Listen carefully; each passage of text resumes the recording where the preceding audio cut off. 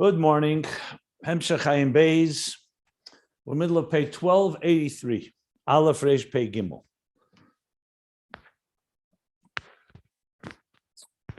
The Rebbe Rashab is connecting ideas that were discussed long way back in Ayin Beis in volume 1 to this conversation here about mitzvahs, Torah and mitzvahs and the shamas and the mission that they are charged with in fulfilling and transforming this world into a dir b'tachtenim, into a divine home. And specifically speaking about neshamas that are rooted higher than Torah and mitzvahs. That the root of neshamas, he says, is higher than the root of Torah and mitzvahs. Interesting, he mentions the word root, like we learned before about the kalim and the the root. Because down below, it's a different story. Torah could be higher than neshamas. But the root of neshamas, you go all the way to the root, the neshamas are rooted higher than the root of Torah and mitzvahs. And in explaining that, he used the expression that the tainug atzmi mamish, the neshamas mitzad atzmam, is higher than the tainug atzmi and rotzen atzmi in Torah and mitzvahs. So explaining that, he went to the levels. Ata is atzmus, the level of hu and shmoy. Hu is a level of oyer, but it's completely higher than Gilui. Etzema oyer, he called it. It's completely beyond Gilui, and not even the helam that relates to Gilui. No, it's not a concealment that will be revealed. It remains fundamentally removed. And that's who. He compared it to the keiches hiyulim ha'atzmim, those core potential faculties. They're keiches, they're faculties, but they're keiches atzmim aklulim v'kamoya etzem. So they're like the etzem in the sense that they're not revealed in any way. The kamoya etzem ain't beged the gili be'etzem. Kamoya ken keiches atzmim ain't beged the gili be'etzem. They're fundamentally not in the world of revelation. So Atzmus Ata is beyond Helam and Gilui altogether. This is a level of Helam Etzem that's not beged the Gilui be'etzem fundamentally, and that he calls be'etzem Eish and beged the Gilui. And then comes Shmoy. Who Shmoy, which is Havaya. Havaya is already a Gilui. It's Gilui but it's a Gilui be'atzmuse. So everything we're talking about is in the core. Lifnat Simsim in the etzem, but there's a level which is not revealed even to himself. And then there's a revelation to himself, and that too is, and that's Levadecha, Levade Eines of Lifnat Simsum, that's Atzilus the Klolus. And that too breaks into two levels, Yudke and Vovke, Havaya, Yudke, Vovke, Yudke, what he calls Gili La'atzme, and the Gili Luzulase, meaning within himself, it's the level that is radiant. Within himself is the air that relates to the worlds. Similar to, for example, in a teacher, the difference between machshava sheba machshava and dibur sheba machshava. The thought of thought is still the thought, his own thought. And the dibur sheba machshava is how in his thought he's already preparing the words that he will speak to another. It's in a sense, preparing for that. So just as it is in Atzilus the Proteus, you have these two levels, so too Chochma Bina and Zun, so too Lifnei Tzimtzum in the Atzilus the Klolus. And this he calls Etzem Ha'er and Ispashtus Ha'er. Here the meaning of Etzem Ha'er is the core Ha'er as in Gilui, and Ispashtus is the way it already relates to another, and he says this is the root from a Malach Kalaman and a Sevav Kalaman, the energy that will be imminent and internalized into existence, and Sevilhan, the energy that remains transcendent.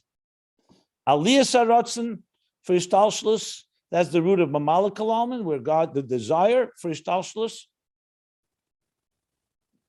And then there's Ashara and 10 spheres. He estimates, he allocates, he envisions and allocates the 10 spheres, and Etzemayet is higher than Alei Saratzen. There it's infinite spheres, like the artist, the infinite possibilities, and that's the root of Sevel Kalam. That sums up what we learned in the previous paragraph. Now, in the next paragraph, if you really think about it, it's very geschmack piece here now. he's going to explain this process of what exactly is this Atzilus the Klol's role. This role of Oyer, it's still in the Mashpia. It's an Oyer within the core, but it's an Oyer that relates to existence. He's going to explain this is the key to the interface, because if God did not create such a level, then there'd be a major leap and a major gap. You'd have Atzmus Ata, you have Hu, which is completely a state of concealment higher than Gilui. So you need to have Atzilus the Klolos in order to create that there's Gilui. It's still a Gilui within him, but now you're talking about the word Gilui, and that relates to existence. And this is vital to understanding what the role of Torah and mitzvahs are, because they're going to reveal this part in existence. If you had a Tachtenim, a world below, even if it's rooted in Atzmos, and even if it's rooted in the highest levels of Helam, like the root of the container, but you don't have Oris in Kalim, if you don't have any revelation, if you don't have a way to access it, then it's an atzmistic thing like we've learned. It's a fundamentally at the core, but we live in an existence where we need to, where a child can also be rooted in the etzem, but the child has to learn and has to grow. As we learned earlier, the maturation of the middays, emotional growth, cognitive growth, intellectual growth. Bechomish lemikra, you start 5 years old, you first learn Ayin Beis, then 5 years old, you learn mikra, written Torah, then 10 years old, you learn Gemara. We are creatures of growth, and we need to grow and develop. And that growth and development is through the world of Atzilus, because Atzilus is what allows us, as he began explaining in the next paragraph, Atzilus the Pratis, what is its inyan? It's Gilui, l'tzerech ha'elemus. Its inyan is Gilui, and that's for the purpose of the worlds and creations, that they should know God. So if you just had the Atzmos, and you had the Helam Atzmi, but you didn't have Eser Spheres, Chachma, Bina, Das, where would be our meeting place?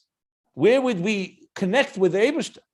So we know now the Eibishter has Chachma, Bina, Das, and the Eibishter has Chesed, Gvura, Teferes, Netzach, Chedus, Shed, Malchus. These are all divine attributes. So then you could say, by when you learn Torah, your mind is connecting to God's mind. So you have an Atzilus, the spheres are giving us an awareness, both cognitive and emotional connection to the divine. Well, like we say, Mahu Chanun, Afata Chanun. Just as God is kind, so too should you be kind. So we have something in common, which is, in other words, it's like when we say that the human being was created, B'Tselem Elokim, in the divine image.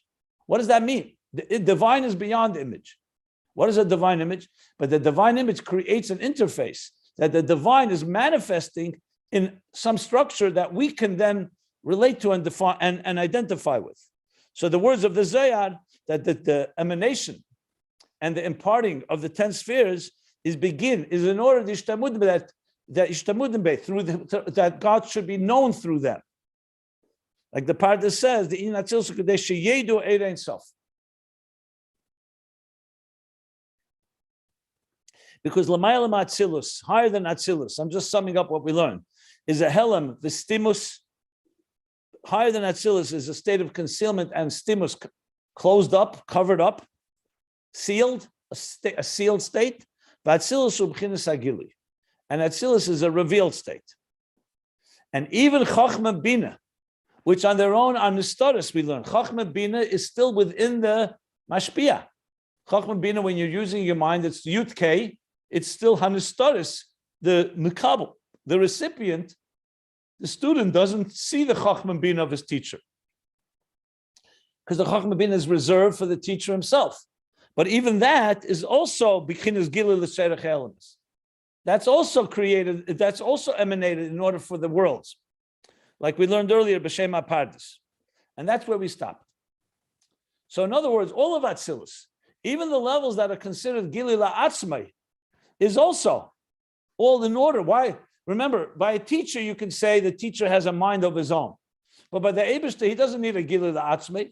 The only reason he has a Gilui la'atzmai is because he wants his very self to come out in a state of Gilui. So first it's a Gilui la'atzmai, then he prepares to teach it to the student, then he actually teaches it to the student, and in all that is embedded even the Gilui la'atzmai, even the revelation himself. That's why the student can climb the ladder, and then one day when he's 40 years old, or at 40 years later, he can koyin shadaita derab. He can understand even what the teacher was thinking on his own, not just what the teacher communicated and conveyed to him. Why? Because that Gilui La'atzmei was all for the purpose that ultimately also for the student, even though at this stage it's not revealed to the student, but it's all for that purpose. So Atzilus captures all of that. The Gilui La'atzmei, the Gilui L'zulas, the Gilui for himself, the Gilui for another, all that in order for existence to be able to relate to godliness.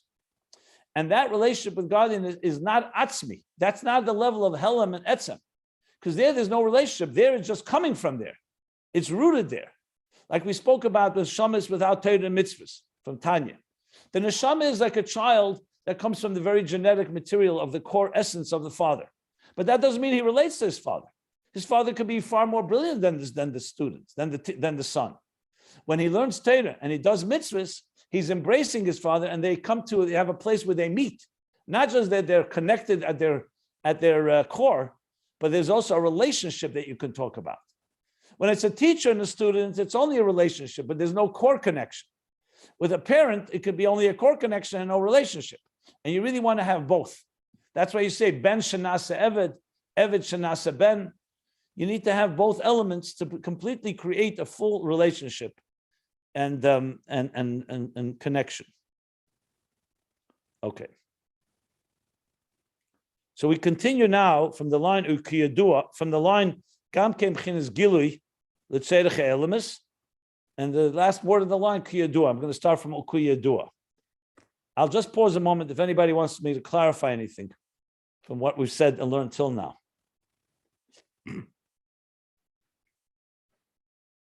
So now he says, ukiyadua, as it's known, the chokhmah, hireshis hagilui. Chokhmah vatzilus, even though it's still an internal faculty called the concept of an idea, but it's the beginning of the Gilui. Ukamashakasav reshis darkei. So reshis darkei, the beginning of the journey, beginning of the path. You can't say it's the beginning of, if Chachma was completely removed, you can't call it Reshis Darkei, the beginning of a derech, of his path. So Reshis means the beginning. It's taka not fully blown, fully developed, and fully revealed, but it's the beginning. The journey has begun. Like we say Rosh Hashanah. It's a higher day, but it's the beginning of the year. It's also the Rosh Hashanah is the beginning and the head of the whole year. So you have something that's manifest at the beginning of the Gilui. Reshis HaGilui. When it's bar le'il, and it was explained earlier, I'm sorry. I skipped a line. Sorry. Ukidu the chachmi reshis hagili, the beginning of the Gilui. The ima yes the ikar reshis hashtalshus bina, and even though the primary beginning of hashtalshus is bina, because as we learned, bina, like the mother, is the one that really develops the idea, and you're beginning to talk about a fully fleshed out concept, like a mother that is already like the child within the mother's womb, and the mother gives birth to the emotions. So even though in general he says ikar, ima is the ikar reshis bina, the primary beginning of ishtalshus is bina. Umakol mokim harechachmi reshis hagilui. So one is reshis ishtalshus. The beginning of the process is bina. The primary beginning of the process, but Chachma is still the Reshis HaGilui. The first Gilui is the Nekuda of Chachma, is the point or this concept of Chachma, Kameshakosov Reshis Darkei, like I just explained. The beginning of the path. The journey begins with Chachma, even though the Hishtalshus, you say, Ikrish Hishtalshus is Bina. We learned this earlier as well. So think about it when you're conceiving an idea. So the first beginning of the first glimpse that's coming from the supraconscious into the conscious is Chachma. But Chachma alone still remains elusive without Bina. Bina is the first place it fleshes itself out and is developed. Like he explains in chapter 3 in Tanya. The Chachma is the concept, but Bina develops the idea, comprehension. So Reshis Talshus, he says, Iker is Bina, and Reshis Hagilui is Chachma. V'nizbar le'il, and it was explained earlier, the be'inyan ha-mitzias, that when you're talking about mitzias, something of substance, that of existence, b'chinas bia hi ha-reshis. When you talk about something of substance, bina is the beginning. U'be'in hagilui, you're talking about revelation or something revealed. B'chinas chachma hi hareishis. I don't remember that distinction. I remember it in the context of Keser and Chachma. Probably said, I just don't remember exactly where. Okay, so that's the difference between, so here is distinguishing. First he said, Reishis Shtalshus and Reishis Hagilui. Now it's Reishis HaMetzias. Metzias is Bina, and Reishis Hagilui is Chachma. Gilui Reishis is the Chachma is Reishis. So you may recall, he spoke about Ani Achren, Ani Rishon, V'Ani Achren, but there I believe he spoke about Keser and Chachma, if I recall correctly.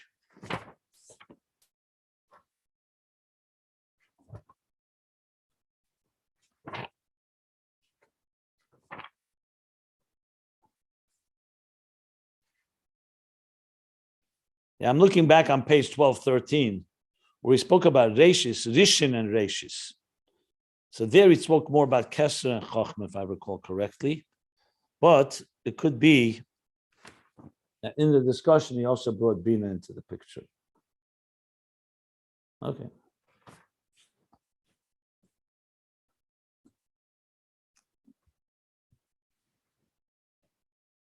Im Kain. So based on this, since Chachma also is already the beginning of Gilui, remember, we talked before, who is not a Gilui, not even the concealment that precedes a revelation. Now that you're mentioning that Chachma, even Chachma, the highest level in Atzilus, is already the beginning of revelation, there's at least a concept, a spark of a flash of an idea has emerged, so that's Gilui. Since it's Gilui, he says, "How does it Gilui shall it say the Elmas? Lias be'elam is Gilui Erein Sof."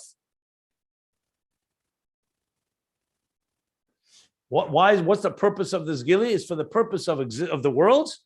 That in the world there should be the revelation of the divine, of the infinite divine. U'kamoshin is barley il. Now he's referring to what I just mentioned on page 1215. What as I said it was Rishon and Reishis. Yeah, 1213, sorry. Yeah, 1213 he's going to refer to now. Commission is barley il bin Rishon v'Reishis. Okay. This is not Chachma, this is not Chachma and Keser. So we learned earlier the difference in Rishon, the first, and Reishis, like the head. So he said the Reishis are b'chinas shaychus. Actually, the opposite. Reishis means that there's some relationship. And that's the level of Chachma. There's a relationship. It's Reishis. Reishis. And Rishon, he said, if you look there, is Keser was the first, but it's removed from what comes afterwards. He mentioned the expression there. Let me just go back there a moment just to refresh ourselves. The expression there was like this. The Reishis, he said, Reishis Rishon. Reishis Loshen Nukva B'chinas Makabel, and Rishon is Mokara Mashpia.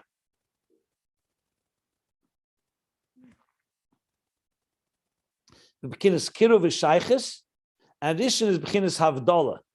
That's what he said. He brought from Rashi and Bereshis. Now, Reishis means it is a beginning of something, and Rishon is removed.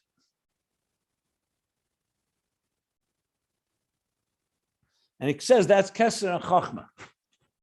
So now, what he's establishing here is that even the highest level of Gilui, which is Chachma, which would be called Gilui La'atzme, like Yud Kei.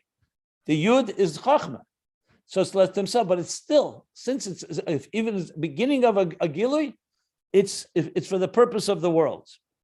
And now he asks, and what's the relationship? Well, kol halos man. So this is now going to be the Avoda of Torah mitzvahs. Kol halos man. All the work that we do, halos man means halos mayin nukfin. Mayin nukfin means the feminine waters. It refers to asusa delatata. Hamshachas mad is mayin tchurin. It's called the waters from the Zachar. It's the mashpia transmitting from the top down. Mayim nukfin refers to asusa delatata, the effort from below. That when we say avodah, it's called halos man. The halah of mayim nukfin, of the Kabul reaching upward. And when it reaches upward, it generates Mayan Nukvin. And he says, what is Magia? Ad Bechinas Chachma Kaneda. So when we do an effort of Avoda below, whether it's a mitzvah or davening, and we're reaching upward through our effort, how high does it reach? It says it reaches to Chachma, as it's known. Why? That's because Chachma is not completely removed. Chachma, the whole purpose of Chachma is to come down into Bina and into all of his tashas, and the whole purpose of Chachma is the Chachma is Gilui. Chachma is a revelation for the purpose of existence, of the worlds, and the creations. That's why the Allah's man of creation reaches there. It reaches the place because that whole level of the Gilui of Chachma was in order to come downward. So then when we do our work, it reaches Chachma, which its purpose is to reveal to them. Yeah. And that's why Allah's man reaches there.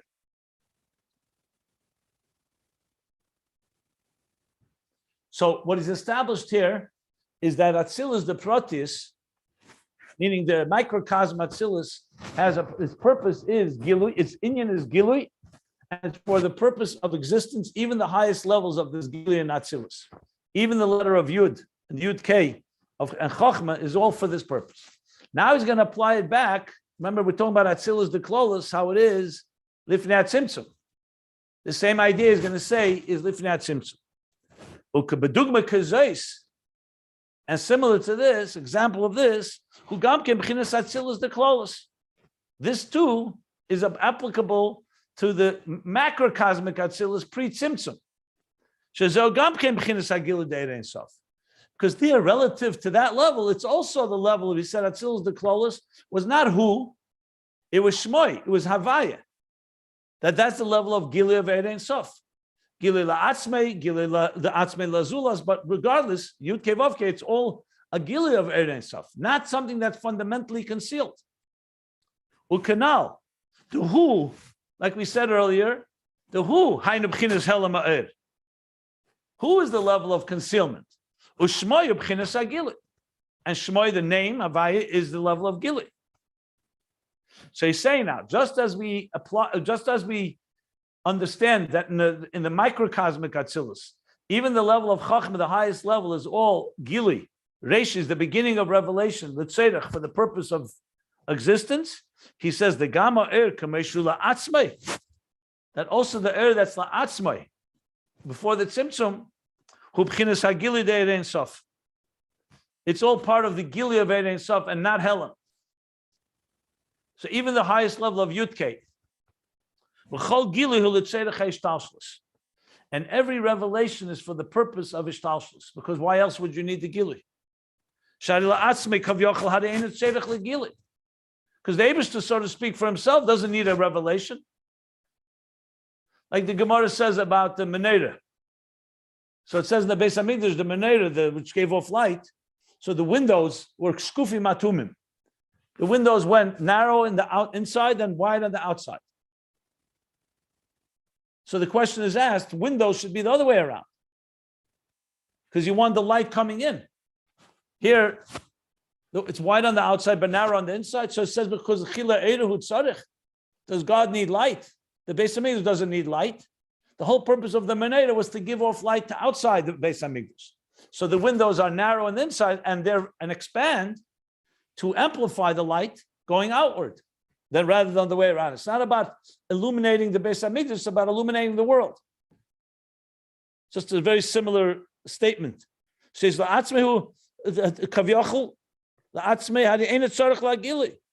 he doesn't need revelation. What does God need revelation for? He is it, the real reality. The revelation is only for the purpose of Ishtalshlus. Even the Gilui La'atzma he doesn't need. Again, a human being needs it because we're human beings. But God doesn't need a Gilui La'atzma. He is what he is, and that's it. He's a netzem. So if there's Gilui La'atzma, it's the Tzedach HaIshtalshlus, Sheyiyah Achazeh, which will come afterwards. In other words, there's Gilui La'atzma. Right now, Ishtalshlus didn't start yet, but God is already preparing the ground that this Gilui La'atzma will be for what comes afterwards in Ishtalshlus. This is not who. This is shmoy, havaya. He just said that explicitly. Yes. Because the who is not a gilui b'chlal. He just said that. The hu hainu b'chinas helamair u'shmoy b'chinas agili. Yeah, that's exactly correct. Yeah. Any questions before I continue?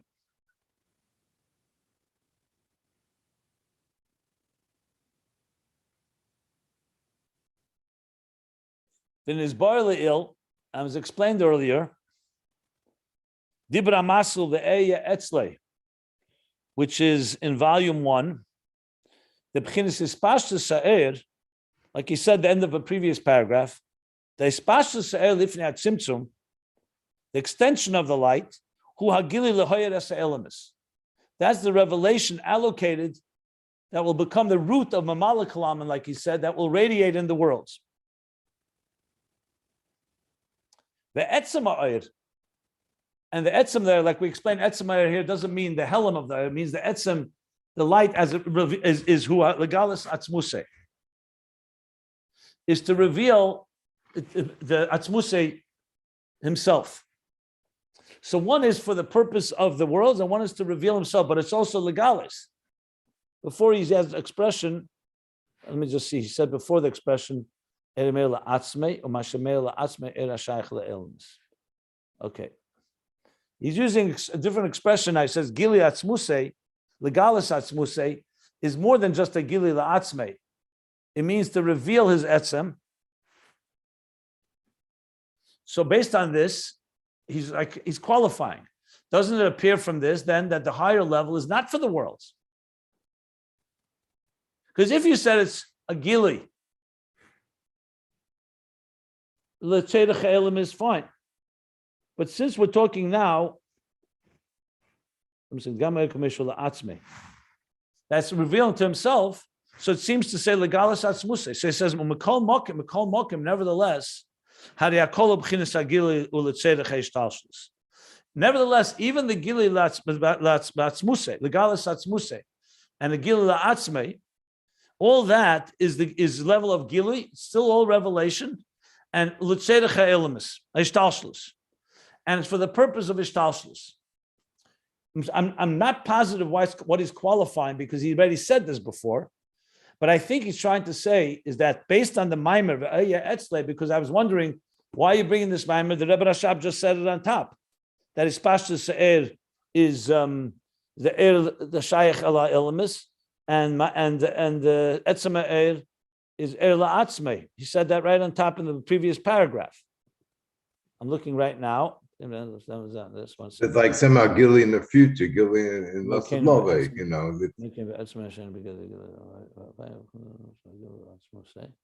Hagili batzmuse. Okay.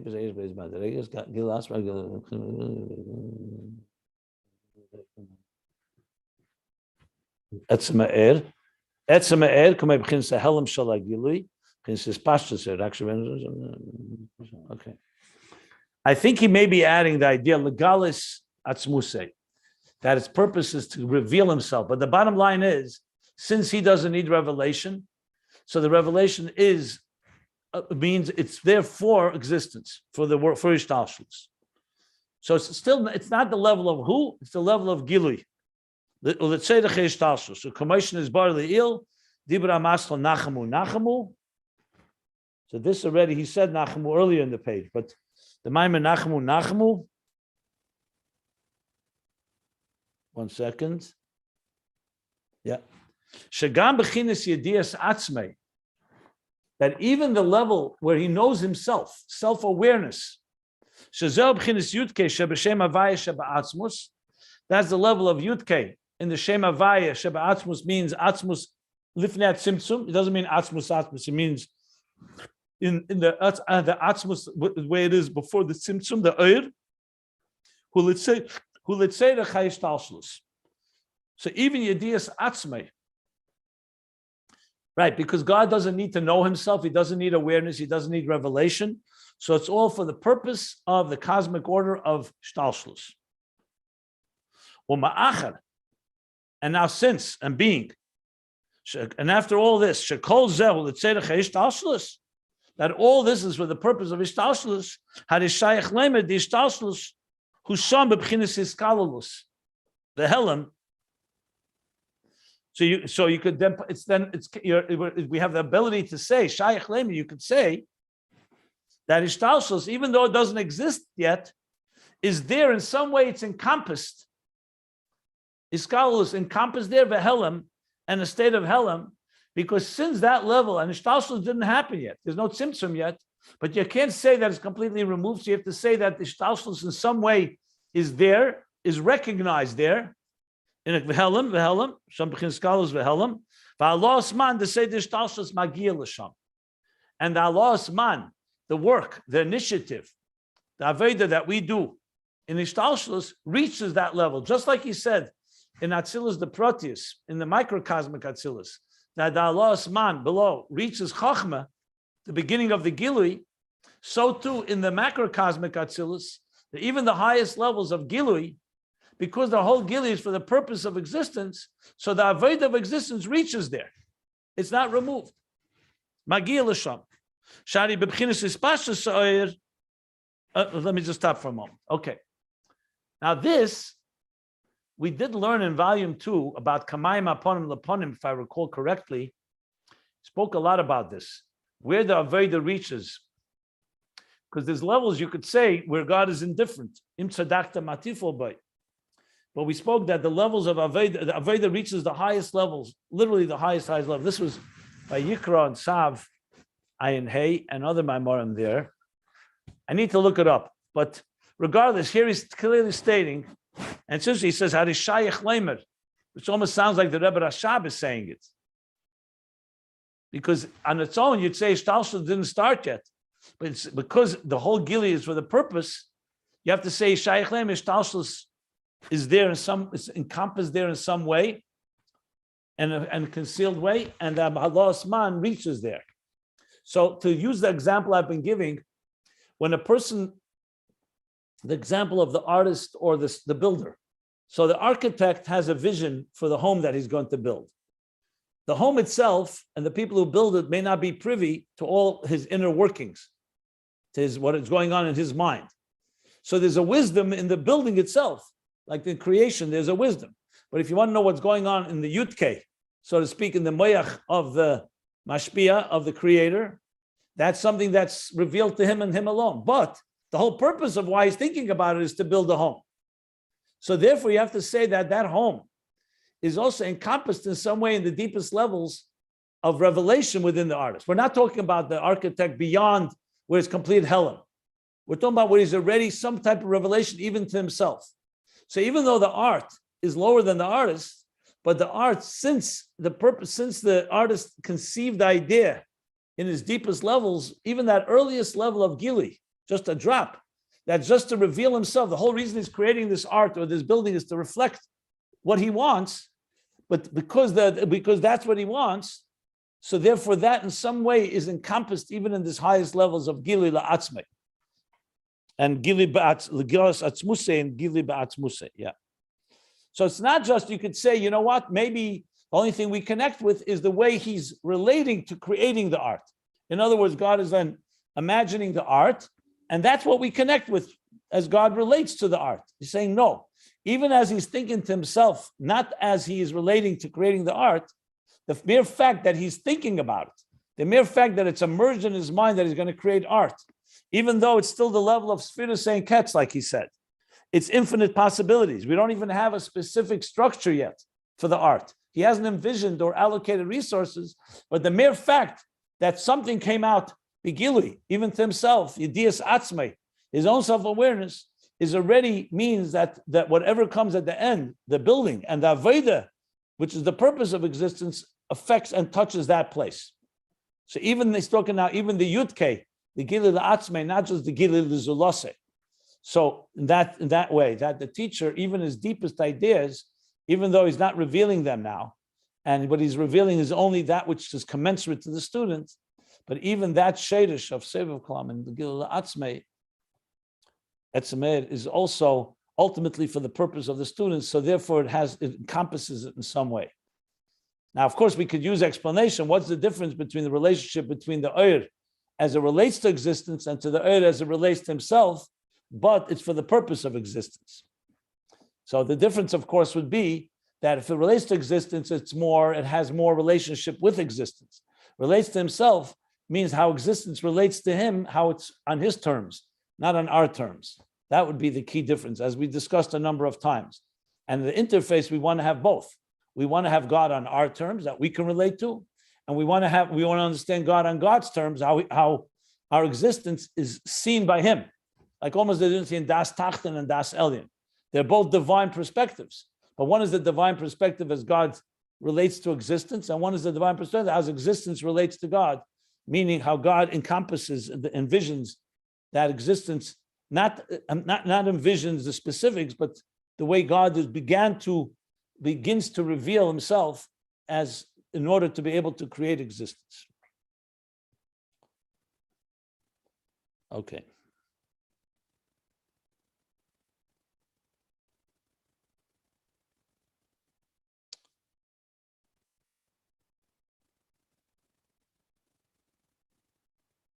And that's what he says now in the next line. Shahare. The lower level of Oyer, like the Vovke in the Oyer, extension of the Oyer Hashar al Kol Seishtalshus. Shei Achrat Tzimtzum. There's the envisioning and the allocation on the general Hishtalshus that will be after the Tzimtzum. That's the artist envisioning the art, the specific art of 10 spheres that comes after the Tzimtzum. But now he's saying, and also the level of Etzema, which means not as he's envisioning the art, as he is beginning to reveal the very fact that he wants to be an artist and express art, even if it's infinite possibilities, and also on that higher level, their Ishtalshalis is there, encompassed and concealed. That's not like the Spashtus. Spashtus, he's actually envisioning the actual art, the 10 spheres, the world as we know it. But the Etzema, it's also encompassed because that also the mere fact that something is starting to stir is also for the purpose of existence. So therefore, it's encompassed there and Biskalos Vehelim. Encompassed, so it means it's not on its own, it's encompassed in there and in a concealed state. So the artist first wants to create art. He's not determined yet which piece of art. The mere fact that he wants to create art is for the purpose of the art.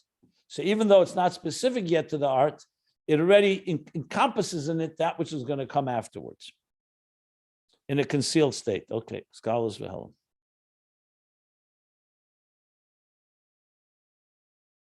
U'kamoshn is barely ill, as it was explained earlier. The shorsha eris, the roots of the energies of light, shazel b'chinas er pnimi, and that is the immanent, the internalized energy. Huma, next page, 1284. Huma sha'erein sof habligvul. Oh, okay, yeah. This is very good. Shir ba'atzmei lahoyer b'midah v'gvul. Yeah. So now this is the punchline, because this goes back to what we learned. This is where I first developed the analogy of artist and art from that statement back in the beginning of volume 1. What did he say? That it's that within the infinite possibilities that an artist can create, he chose one of them. So it's really part of his infinity. However, the infinite chose one of the infinite possibilities. So there's the artist before he's altogether an artist. That's Helam Be'etzem. There's no art altogether, nothing. Then he's choosing to become an artist, and in it there's infinite possibilities. And it's all about himself, expressing his ability to create art. But he hasn't chosen 10 spheres yet, and he's not chosen any definitions. But within those possibilities, within that Erein Sof HaBlikvul Shir Ba'atzmei, that's where he allocated, he defined Lahoyer B'midah V'gvul, to radiate in a measure, with measure and limit. So really the Gvul is only a piece of the Blikvul. So the Etzema that we're talking about, the Yudke, is the Erein Sof HaBlikvul. It's a Gilui, but it's infinite possibilities. And then in that itself comes a spashtus that's already now he's identifying with the particular art that he's going to create. So based on that, even though the art only has 10 spheres, the 10 spheres really have embedded in them bli gvul, because it's coming from there. It's just now being channeled through the 10 spheres. And vice versa. In the level of bli gvul is encompassed in a concealed way, ultimately these 10 spheres and actualize that will come later, encompassed because that's the ultimate purpose of it all. Even though at that stage yet, it's still infinite in many possibilities. Because God, again, does not need to be revealed. He doesn't need to become an artist, even an artist that can create infinite art. So the fact that he does, that's also the tzedek elemus, and therefore ultimately ishtalshalos is encompassed there in some way, concealed and concealed, and Avoda will reach that level, because that's why he first chose to become an artist in the first place. The lechein, and therefore, and for this reason, eira kav humin konof, right? So back in Shlach, this is back to Shlach Tafresh Ayin Beis. Going back literally now, we're up to page 1284, talking about page 30, maybe 20 in Ayin Beis, the earliest parts of Ayin Beis. So he said there that the kav is min konof. Let me explain what that means. When you make tzitzis, so tzitzis made up of two parts. There's the garment, the beged, the actual beged, this, which is like the talus, and on the four corners you have the fringes, the tzitzis. So the din is that the tzitzis have to be made from the same material that the beged is made of. However, it cannot be an extension of the beged. In other words, you could then say, let me take a rectangle talus, and at the edges I'll take a knife or scissors and I'll cut 8 sections. You can do that. No, it has to be separate, and then you attach it. So you bind the tzitzis to the garment. But if you look at them, they're not an extension of the garment, but they're of the same material as the garment. So the Rebbe Rashab explained this, from the Tzemach Tzedek is the basis of this, explained that this is the difference between the Eira bli gvul and the Eira gvul of the Kav.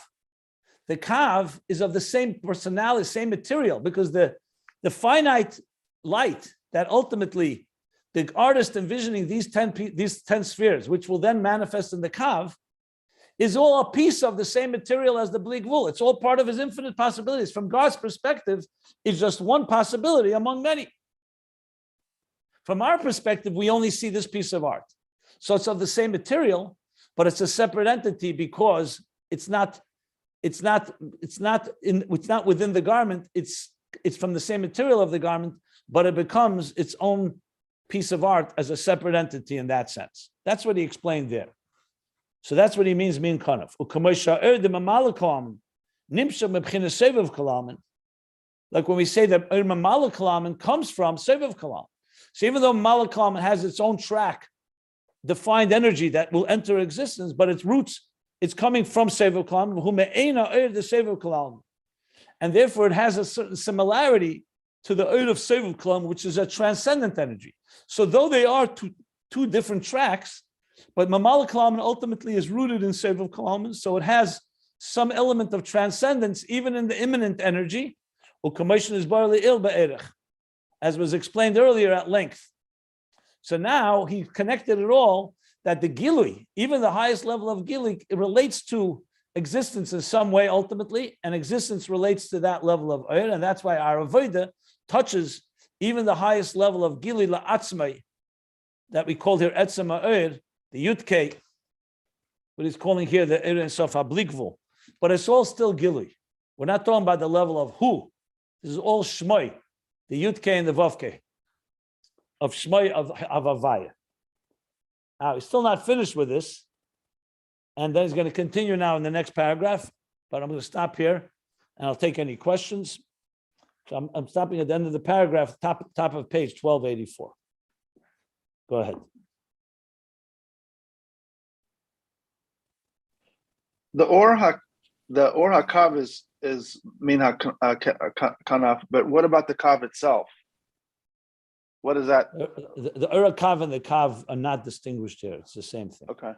Okay.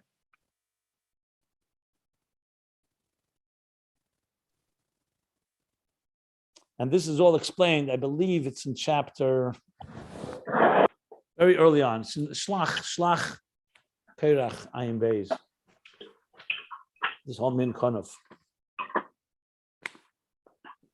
Yeah, literally the early pages in pages 20 maybe. Yeah. Okay. Thank you. Yeah. Any other questions? Yeah, I forget this part. The Tzimtzum Rishon, the ore that comes through, the kav that comes through and pierces through the Igul Hagadol, that is separate, like the distance is separate, even though it's made from the same material, so to speak. It actually has a separate origin. I thought it was just that the Tzimtzum just focuses that light like a laser to come down into the wall, into the the hollow aura, hollow pana. Both are true. If you go back to Ayin Beis, where I just referred to you, he says both elements. Both are true. Both factors are true. So there's actually a separation between those two lights. They have to be connected by some means, by our Avoda. What when you say two, which two are you referring to? The kav and the or itself with the Simpson. So the kav was rooted from the Ur and Sof Lifnei Simpson, but there's the Ur HaBligvul and there's the Ur HaGvul. So the kav is connected to both. So first of all, the kav is rooted in the Ur HaGvul, the 10 hidden spheres, but the 10 spheres themselves, now we just learned, are a piece of the Bligvul. It has both elements. He talks there at length about it. If you look in volume 1, I'm looking for the exact page where he speaks about these both things. Whether the kav is Gilui Helam or Yesh Ma'ayin from before the Tzimtzum. Yeah, There's both are correct, huh? that's what my question. Yeah. Yeah, this is at length in volume 1. I believe.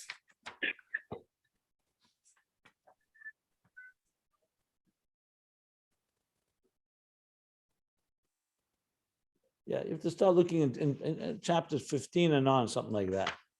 Okay. I'll look it up more. I'll give you the exact places. And my other question, I think my other question, Rabbi, is we said here earlier today, we learned that even a Gilui Atmo, Yedias Atmos, Yedias, the self-consciousness, so to speak, knowing himself, Hashem, ultimately that's only for Hishtalshus, for Hishtalshus, with Olamot. He says the God doesn't need a Gilui for himself. Yeah. So first, my question would be, even though he doesn't need it, could we say, all of the Olamos are only 6,782 years existence. God is 5782, yeah. God has existed for infinite amount of time. So all the time before this, the infinite amount of time before that, there was no self-revelation. How do we know there was no self-consciousness of God concerning anything? That doesn't have to be the story of Olamos. It could have been according to other worlds that he created, anything else that occupies, so to speak. I know there's no time, he's above time, but occupy that infinite expanse of godliness. How could we say that he never had a Gilui La'atzmo? Only when he had a taiva to create the world, then there was a Gilui La'atzmo, and that's the story of Olamos. How do we know that? Is the Rabbi, we just take from the Rabbi? First of all, how do you know anything? How do you know anything about these levels? It's only because God revealed that to us. Let's start with that.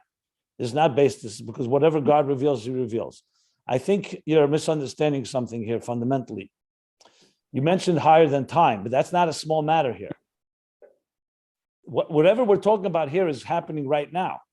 It's not just before creation. Before creation, all these things are completely irrelevant. God doesn't need Gilui. God doesn't need anything.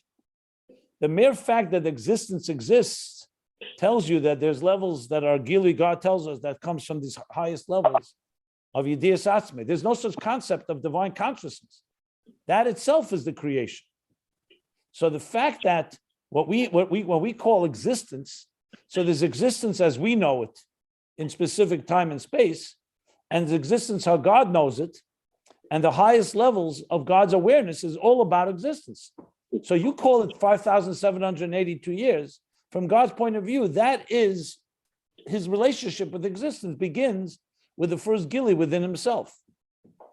And that's it. There's nothing else. There's no reason to, the logic would say, why would there be a need for God ever to have any awareness or Gilui? It's only, that's a created state. That's a state that's only necessary when there's an existence like ours. If an etzem is an etzem doesn't need consciousness. It doesn't need awareness, period. That's it. And it's not a matter, you're suggesting that first God had a Gilui for millions of years. Yeah. And then he decided he wants to create the world. So you're saying, why can't you have a Gilui la'atzmei all those millions of years? But there were no millions of years. There was no time. There was no space. It was only completely atzmus that does not relate to anything of what we call time and space, and therefore no Gilui and no consciousness altogether.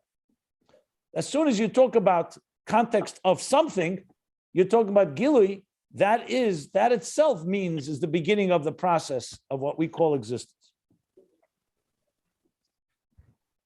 That's my understanding of the etzem.